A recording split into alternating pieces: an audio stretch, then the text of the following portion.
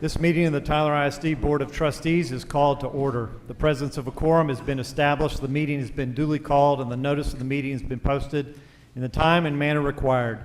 The monthly meetings of the board are designed to conduct the business of governing the school system in public. However, this is not a meeting to interact with the public. We welcome you as guests to observe and listen. In compliance with the State Government Code on Open Meetings, documentation of these proceedings will become part of the Tyler ISD permanent legal record. In order to ensure accuracy, please refrain from talking while others are speaking and turn off cell phones and other electronic devices. The board, the superintendent, and I are pleased that you have joined with us tonight. First item on the agenda is the prayer and pledge of allegiance by Mr. Martinez. Let's pray. Dear Heavenly Father, we come to you today asking for your guidance, wisdom, and support. Fill us with your grace as we make decisions that affect our students and community. Continue to remind us that all we do here today, all that we accomplish, is for you and your service. Lord, as we sit here in the midst of difficult decisions, I ask for several things for our community. Please help us to have compassion for one another, to love as brothers and sisters, to have tender hearts and humble minds. Help us to have empathy for our neighbors, to rejoice with those who rejoice and weep for those who weep. Help us live in harmony with each other and live peaceably with all, for empathy is the key to kindness. We know you are our example, and only in you can we find our way. Lord, we love you, and we ask these things in your name. Amen. Amen. Allegiance to the flag of the United States of America and to the republic for which it stands, one nation, under God, indivisible, with liberty and justice for all. Honor the Texas flag. I pledge allegiance to thee, Texas, one state under God, one and indivisible.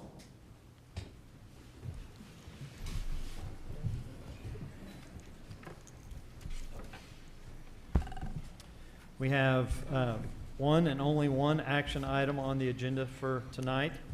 The item as written is the decision to change the name of one or both high schools, and if changed, begin a process to choose a new name or names. I will open the floor up to discussion by the trustees.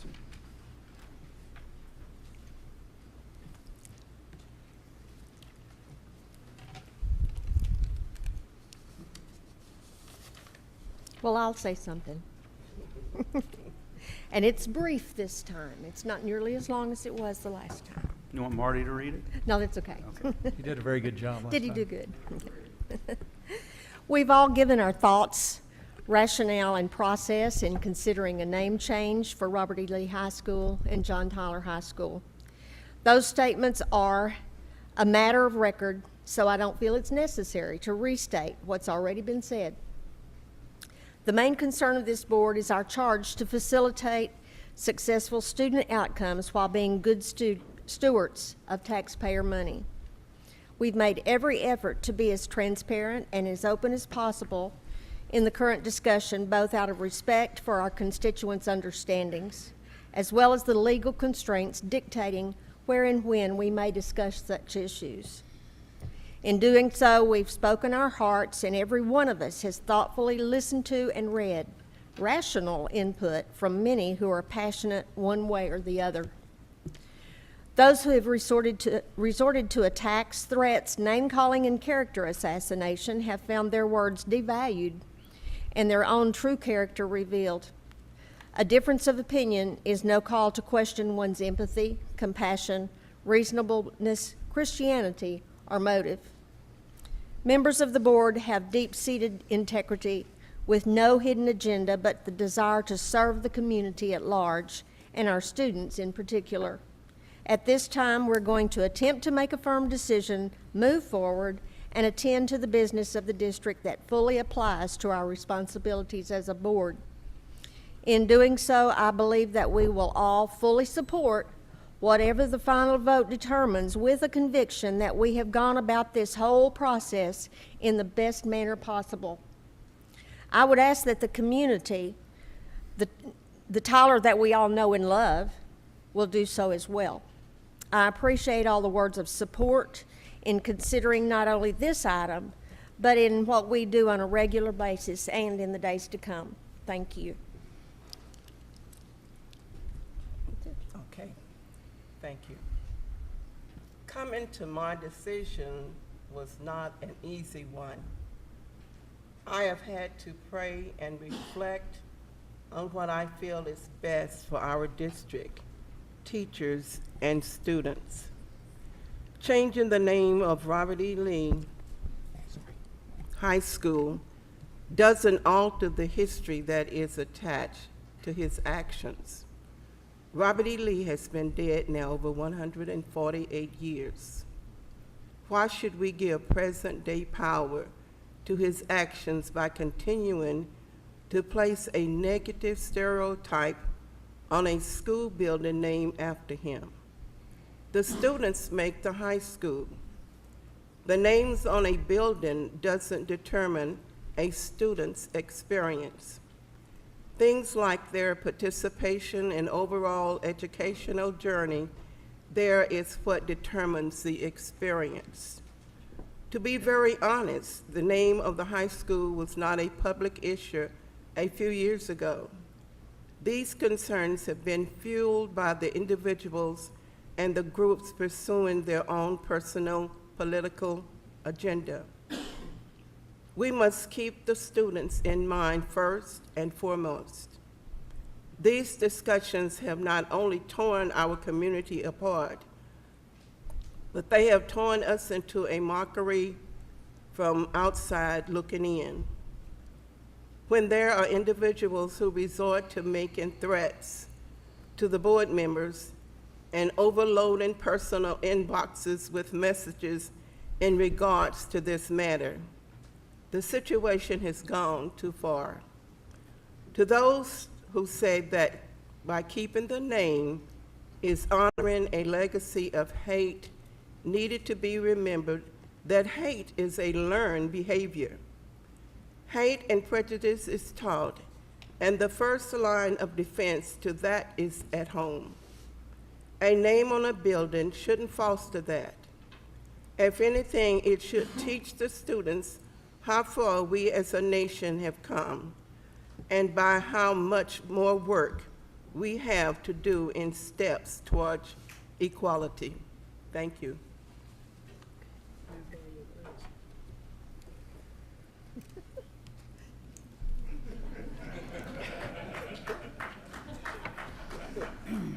Thank you, Mrs. Washington. The Tyler ISD Board of Trustees will meet tonight to make a challenging decision, which in the end will result in no winners. There are no winners when hatred, racism, personal attacks, electronic threats, news media frenzy, public spectacles, divisive language ring out from our lips, our pens, and our hearts. In the end, it really is about this present generation of students and future generations. We sought this political office to positively impact the students. We serve by providing opportunities to raise their achievement level commensurate with graduating on time, prepared for the rigor of college or the world of work. You elected citizens to a position who will make sound, intelligent decisions about the education of the students. Trustees are not political puppets. We are not making Democratic Party decisions or Republican Party decisions. We are making decisions that will impact the lives of children for generations to come. We must produce competent students and intelligent future leaders. We are advocates for children and teachers and the school administration. I shudder to think that all these years, you may have your glasses. Thank you so much.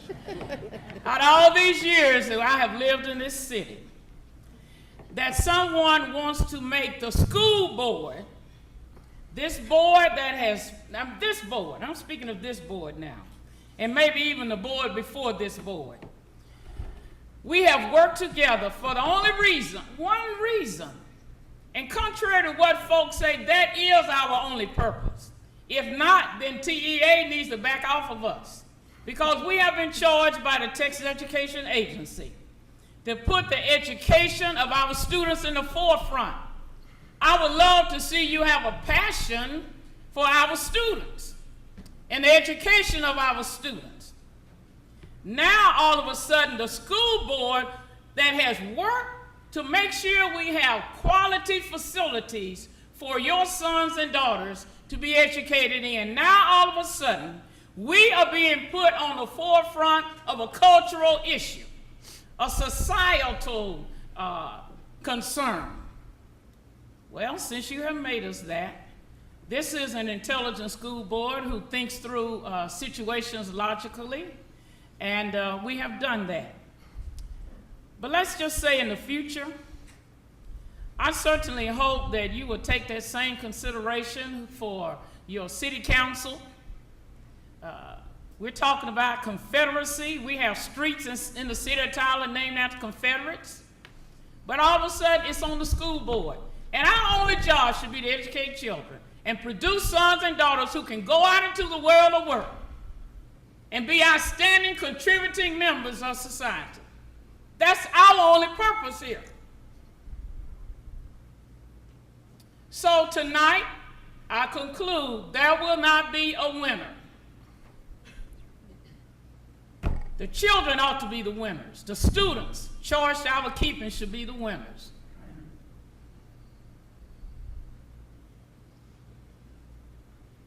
There have been school boards before this school board. And there are those who are talking. They were on the school board. Why didn't they take up this issue? I was a student at Scott when Robert E. Lee had to change their mascot, their school song. I don't know what else. I know their flag had to go. You had to do those changing. Why wasn't it changed then? So it was not. Now, because of what is happening over the world today, no, not the world, the United States, certain states in the United States, this has been forced upon us. Now, I personally, Mr. President, I don't like how we went about it. I don't even like how it came about. And what I like maybe is not important. But I think after having spent all those years in education and going on now 14 years on this board, there is a way we ought to go about things. And I don't think we have gone about it in the appropriate way.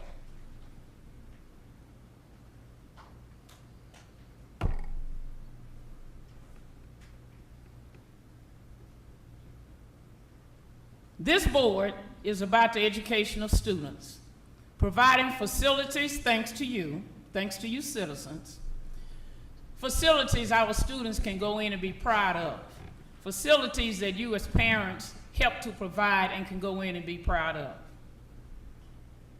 And in the end, that is still our final responsibility, the education of students. And I regret we have been placed into this predicament, but we have.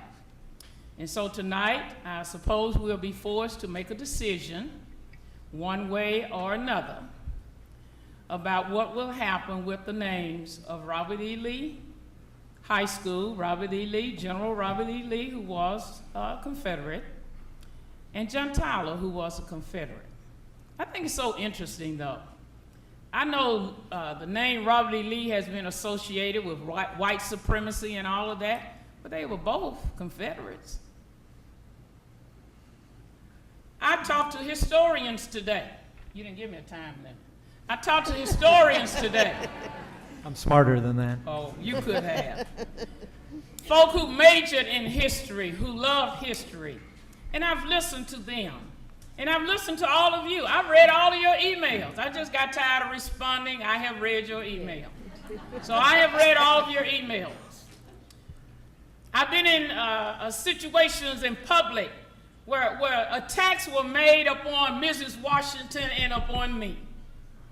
That says to me, and I'll say it and put it in the newspaper, that the black community is divided And once we continue to attack each other, then the other citizens of the community will come to the conclusion that we don't know how to work together.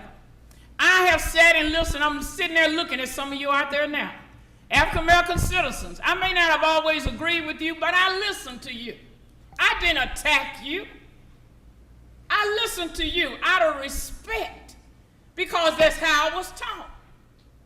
And so you want me to act another way, I'm not going to act another way. My mother taught me to be respectful. And I grew up in segregated times. I could easily be a bitter, say it, black woman. But I am not. And I'm not going to die a bitter person because I had to go through the segregation and all that came with it. I'm not going to be bitter. And I believe that this school district and this board has pledged itself. We have pledged ourselves to make a positive impact in the lives of our students. And so I don't come against you because you don't believe what I believe. I just say, all right, that's your thought, thank you. But somewhere down the line, we got to learn to respect each other for your beliefs, and still you can differ with one another. Concluding statement, third concluding statement, I guess. My mother taught me to think for myself. And so tonight, my decision will be a decision I have made and I will have thought for myself, but it will be contingent upon listening to all of you, and especially the students who have come before us and the students that I have spoken with in individual sessions. Amen. Praise the Lord. Amen. You gonna go after that? Sorry, Wade. Sorry about that. I can. Okay. You can. I can. Amen. I didn't come here with anything written down, and I walked out of that room right when the meeting started because I figured maybe I should have a few things jotted down. I just feel like you guys have heard everything. We've heard everything. And like Arinthia said, sorry for not getting back to a few of your emails, but we were inundated, no doubt. Phone calls, emails, everything like that. My mind keeps going back to what I've said for the last year and a half we focus on successful student outcomes. I believe that is our charge, that is our mission. I don't think we should focus on social outcomes. And I believe that's what this is. Socially, we'll never be where we want to be unless we decide to start acting like we're there, if that makes any sense. At some point, and I'm really speaking to my generation here of young parents, raise your kids to love. If it's unity you're looking for, your children see you, and it is a good place to start. Teaching them to love regardless of color. And I said it last meeting, I think my generation has a pretty decent grasp on this whole concept. I know I'm raising my kids just a little different than I was raised, and that steps in a loving direction. My preacher said a couple weeks ago, this was a pretty good one, he was talking about unity versus unification, and he said that, he quoted somebody, he said, you could tie two tomcats by the tail and they're united, but they sure aren't unified, and I kind of feel like what we might be trying to do, we want it so bad, we want unity so bad, but we're trying to force it, and it needs to be organic. I'll say this much as well, if you don't have, as board members, if you don't have a burning desire in your heart to make a decision of this magnitude, that is so impactful, then I would advise that you don't do it, because that means that you're setting your personal convictions aside and you're getting kind of forced into a decision.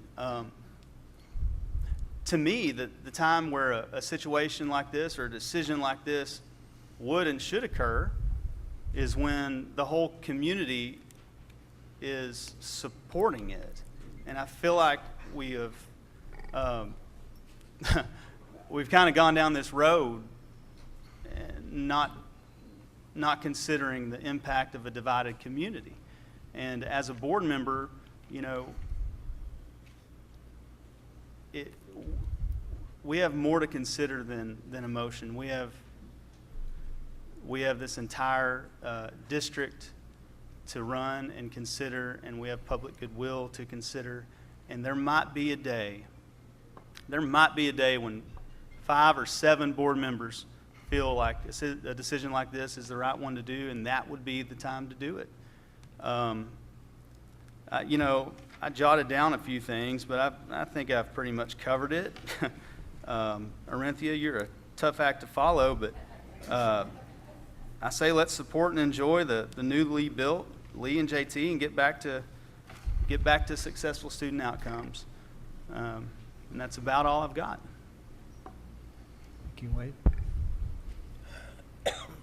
Want to go and stay in line, or you want? I'll go last.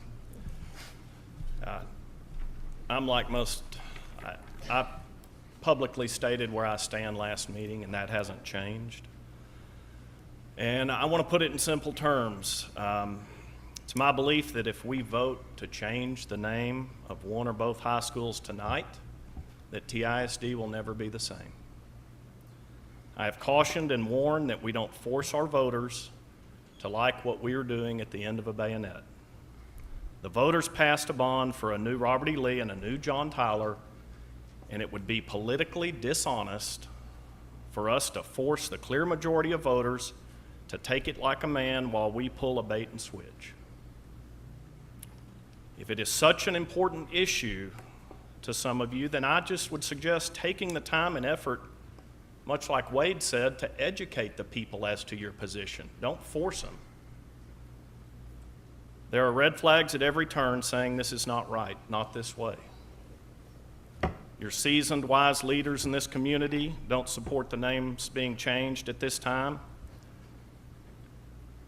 And I would encourage the board that needs to be considered. There's, as I've said all along, there's a time and place for everything.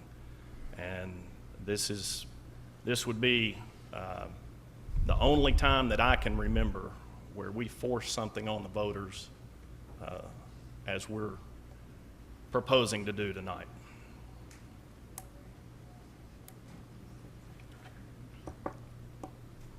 I've been pretty clear on my thoughts on this, so I've just prepared some brief comments. Our job as board members is unique in that we are responsible not only to our current students but to the community, and not just these students and this community, but the students and the community in 20 years. Our kindergartners this year are the class of 2031, and we're now having to adjust this because our predecessors did not. So one of my questions and concerns is, what are we going to do to the board that follows us? Are we going to kick this can down to them? And to me, it doesn't seem right. We're currently living in a time where all of human knowledge is readily available with the Google search. And while I'm not in favor of judging the past through a modern day lens, we will be judged because we have that lens now and we know right from wrong. And when my grandchildren grow up and search my name, I have no intention of being on the wrong side of this one. This is a defining moment, and unfortunately, no matter what this board has done up to this point, this is going to be how we're remembered. I've been saying the same thing for a year now. This is not going to go away, but we have the power right now to change the conversation from one filled with anger, negativity, to a positive one, conversation of who and what is worthy of representing all of us.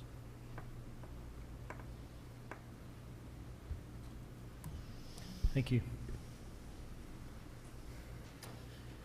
So contrary to what you might glean from social media, this is only the 4th time in almost a year that an item related to the naming of a school is on our official agenda.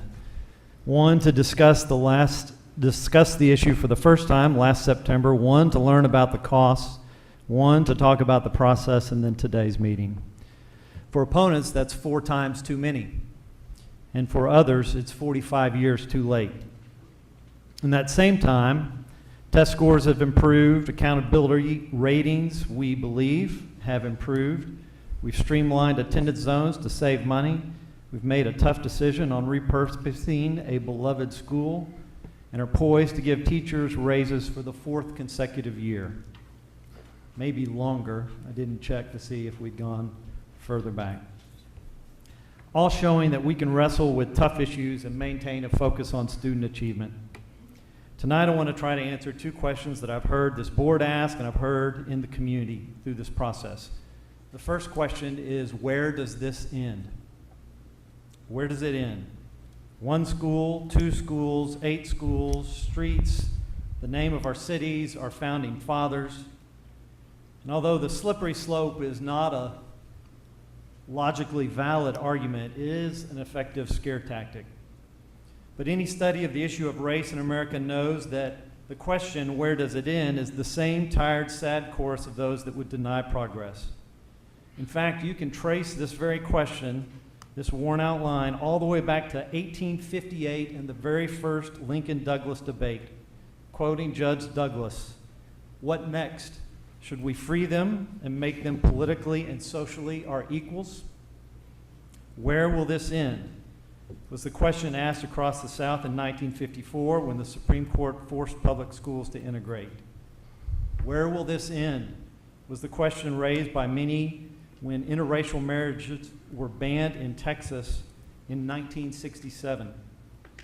I'm sure the question was asked here in Tyler in 1970 when the federal court stepped in and said that 16 years was long enough to delay integration. The irony is that the very folks whose rally cry is "you can't erase history" seem to be unknowingly following lockstep with the very pattern that those opposed to civil rights have always used. But it's not a question that I'm afraid of.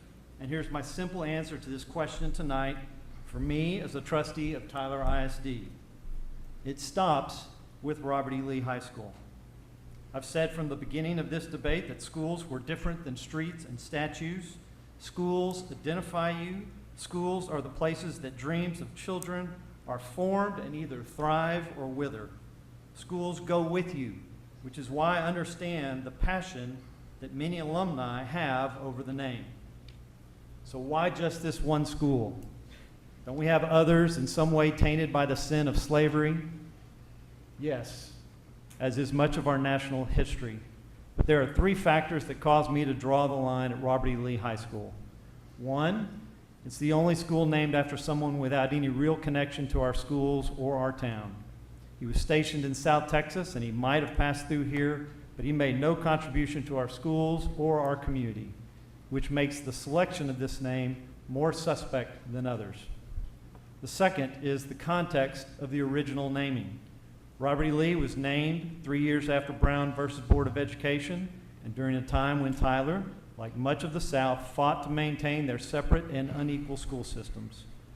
Our town was part of a national pattern where most of the schools named after Confederate icons were named between the years 1950 and 1970, 100 years after the Civil War ended, but right in the middle of the Civil Rights Movement.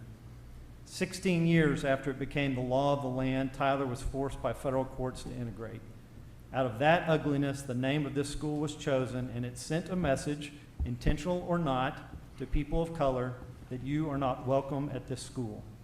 John Tyler, by comparison, was originally Tyler High and was changed to distinguish it from the new second high school in Tyler, not to send a particular message. Robert E. Lee is an active symbol. Number 3, Robert E. Lee is an active symbol of the Confederacy and an idol of white supremacists, more popular today than the President of the Confederacy. Nobody carries a picture of John Tyler to a Klan rally. Nobody rallies around his statues if they exist. Lee, on the other hand, is an active, current symbol of a movement that is inconsistent with our values. That's why I answer the question of where does this naming issue end for Tyler ISD with one school, Robert E. Lee. As I've listened to people on both sides of the issue, I think we're asking a name of a school to do too much. The purpose of a school name is not to preserve our memories of high school, to maintain our heritage, to teach a complex history of a man or time.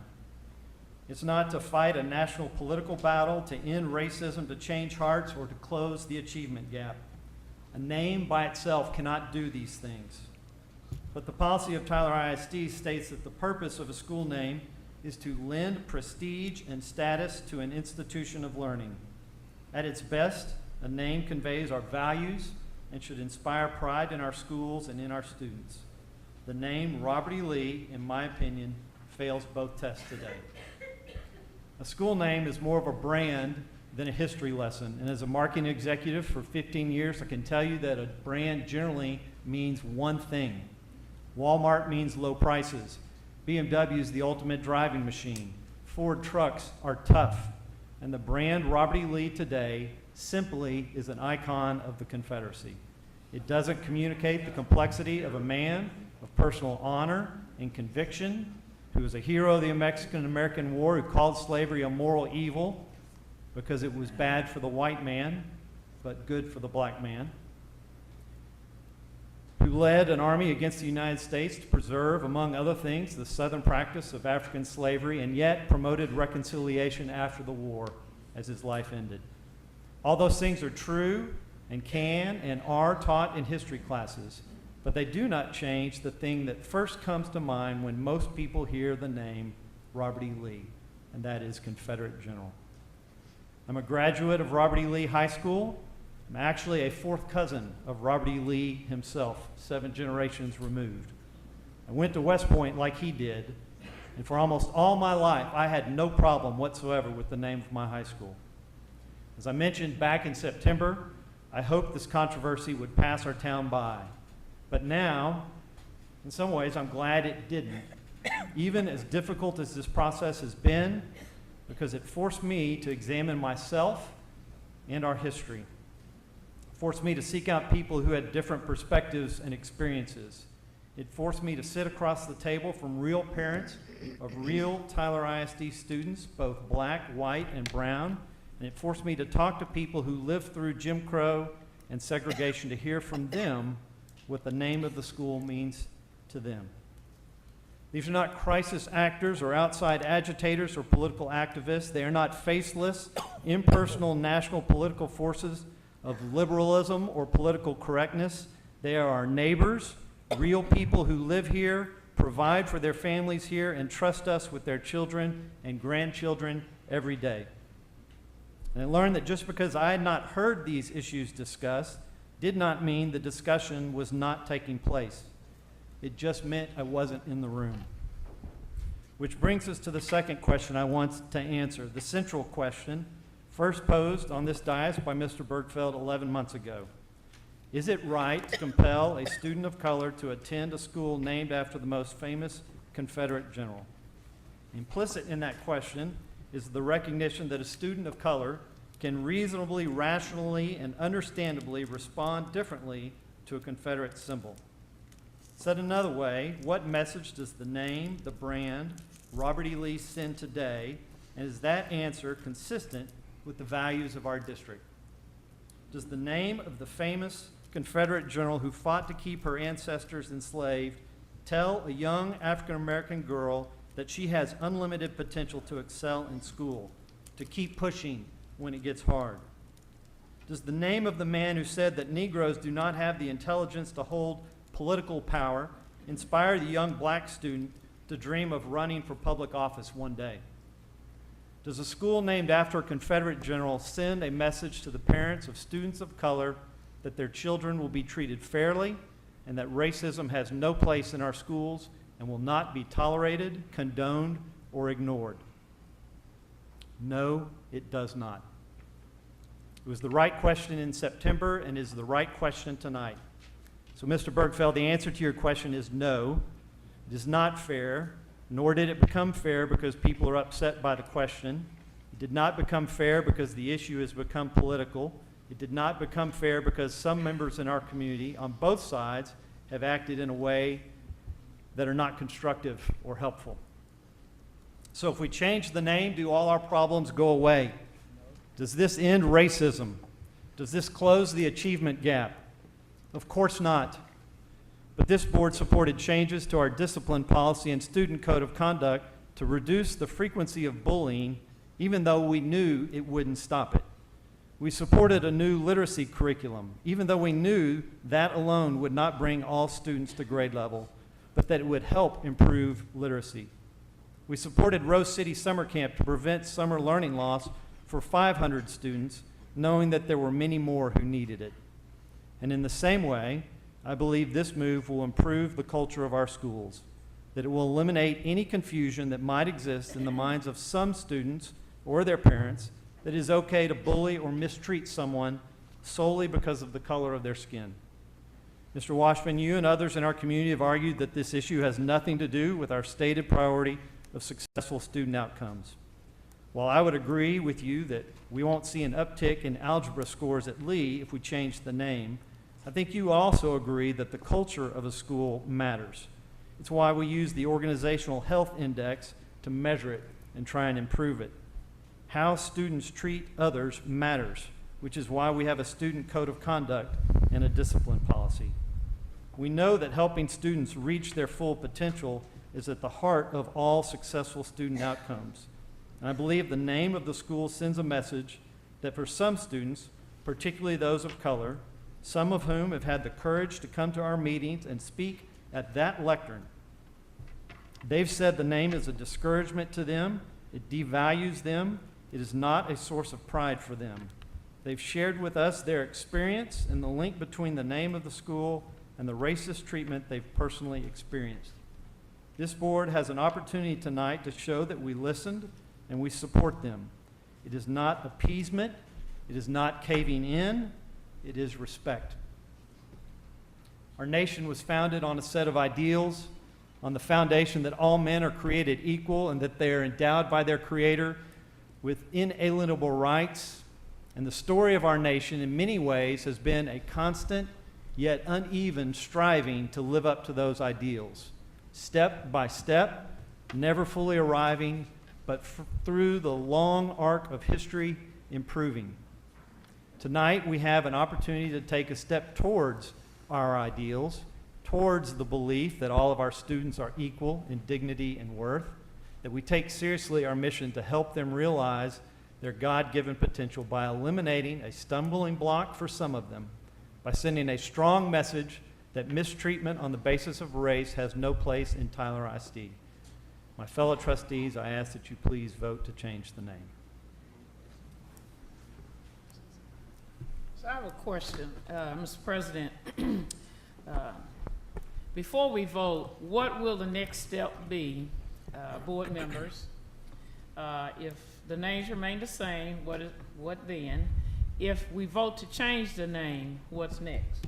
And I think we need to talk about that before we do it. So I would just like to know, what are we looking at as the next step in this process? Because it is a process. Mr. President. Well, I'll answer. Obviously, I'm expressing my personal opinion, and it's the board that ultimately would decide this. Let me first say that if the board votes to keep the name or names the same, it's my intention to interpret that as this board has spoken on the issue, and I would have no intention through the remainder of my term to raise this issue again. We have a policy that says that any board member can request an agenda item at any time, but if this board decides to act decisively one way or the other tonight, I would ask that we all agree to abide by the decision of the majority of the trustees. The school was named on a 4-3 vote back in 1957. So this isn't the first time this board has had to deal with an issue of naming in a way that they were not unified. If we do vote to change the name, we had a discussion of process at the last meeting. There were several who indicated that because we had not yet voted on whether or not to change a name, that a discussion of the process would be moot. So I really don't know how the whole board feels. We discussed at the last meeting several options. A board-centric process where we adjust a policy to include more types of names than our current policy allows. We solicit input from the public on that policy and then solicit names against that policy and narrow it down. We could have a process similar to the strategic plan where we had roundtables of community members who engaged in the process in a facilitated and controlled way to work through a series of questions that could inform us on names. And then the third was, I'm trying to remember back to the last meeting what the third was, well, let's just leave it at those two then. Policy like Yeah. Yeah. So that's, Reverend Mason, that's my personal opinion. It was, if there is a vote to change, if we do move forward, I would seek counsel from board members and from community members. I would hope to lay out in a public meeting a process that was deliberate and thoughtful, but yet not so long that it would continue any extra division or distraction.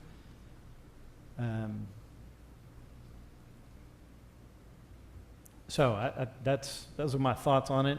If we decide to change, that we have a process to iron out. I have, in talking about costs with members of the community, indicated a desire to be very flexible on the timeline of implementation, to be able to minimize or to almost eliminate the cost of conversion. That would be something that the board would also need to weigh in on should we choose to move forward, is the methodology and timing of conversion, so that we can give the superintendent and his team the guidance they would need to roll out a plan. But I'm open to other comments or suggestions from board members about a way forward after tonight, based on either outcome. I say we don't put the cart too far ahead of the horse and take it one step at a time.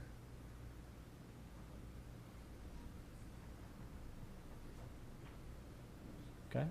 Does anybody else want to respond to Arinthia's question? I think we all have an idea, but he's right. Is there any other discussion? If not, then I would entertain a motion. So I move we change the name of Robert E. Lee High School and develop a process for renaming. Okay, there's been a motion. Is there a second?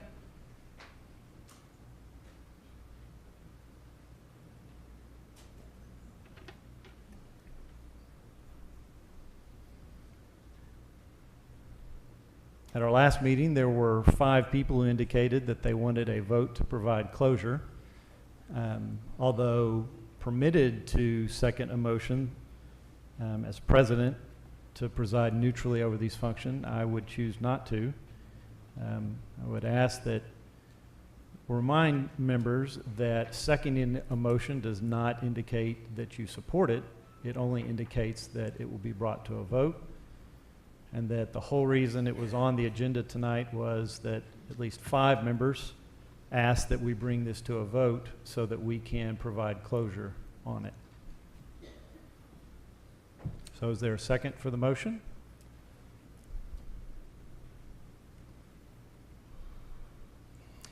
If not, then the motion fails.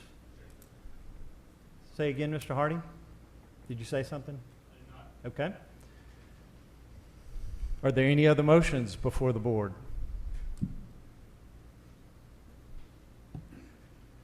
Okay, that concludes this item.